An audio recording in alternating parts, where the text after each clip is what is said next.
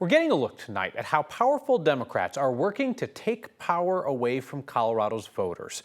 Your ballot this November will offer you the chance to overhaul how state elections are run. Politics guy Marshall Zellinger found how Democrats plan to block it from happening if Coloradans approve the plan. On a Sunday afternoon in the last days of the legislative session, state lawmakers quickly passed changes to an annual elections bill. This amendment was worked out with several of our clerks. The amendment being read by Democratic State Representative Emily Sirota was first reported by the Colorado Sun last week.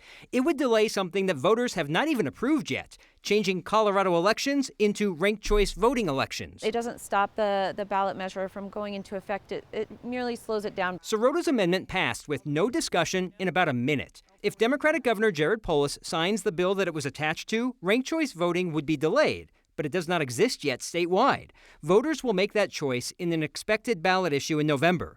Ranked choice voting is the kind where you rank multiple candidates on your ballot. The least popular candidate gets eliminated, and the voters that pick that candidate have their next choice counted until someone gets 50%. I'm a state lawmaker, and my job is to look out for public policy made in the state of Colorado, and in this case to ensure that Colorado's elections are able to be conducted in the best way possible. First, it's important to let voters speak and let voters decide if this is a policy that they want to enact. Former Denver Elections Director Amber McReynolds is supportive of the ballot issue that is being pushed by former DaVita CEO Kent Thiry. That ballot measure would also open primaries to all candidates, with the top 4 advancing regardless of party affiliation. It seems to me that you would allow the voters to decide what they think about this, and then if it passes, sure, there might need to be legislation and enacting legislation that clarifies or further implements the measure.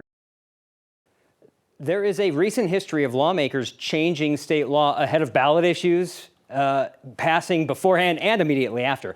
In 2021, property taxes used to essentially be residential, non-residential, but then lawmakers added many subclasses to try to undercut a property tax cut that was on the ballot that year, and that ballot issue failed. There's also an issue after voters passed something allowing unaffiliated voters to participate in primaries. Lawmakers changed it after the fact to say, hey, if you turn a Democrat or Republican ballot in, we get to find out which one you actually turned in. That wasn't on the ballot issue. The end of the legislative session is always kind of this mad, crazy scramble, but are they just like stuffing random things into bills? I mean, it's things that you realize, I guess, in the moment that you could attach to relevant bills. This elections bill does many things, some technical changes. There's a concern that Park and Custer County commissioners think they can remove their county clerk for going along with like how you run elections. And there's an added part of this bill, or the bill essentially protected them in a way to say, hey, commissioners, you cannot remove your clerk.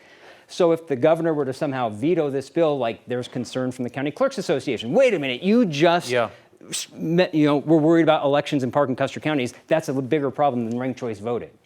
Appreciate you.